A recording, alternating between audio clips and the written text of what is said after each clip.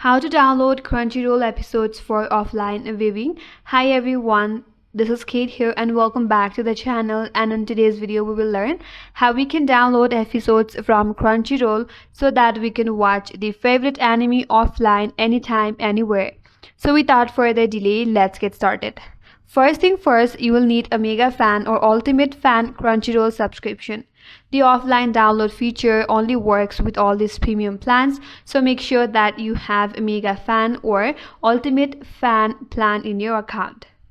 So if you have all those plans, then open up the Crunchyroll application on your device. Make sure that you're logged in with your premium account. After that, search for the anime series that you want to watch. Once you find it, you have to tap on it to view your episodes or to view the episodes. So once you're here, if you scroll down on each episode, there is a download button.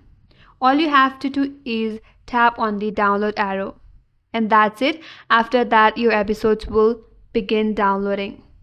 And once downloaded, you could head over to my list or download section to find your offline episodes, and you can watch them without internet. That's it.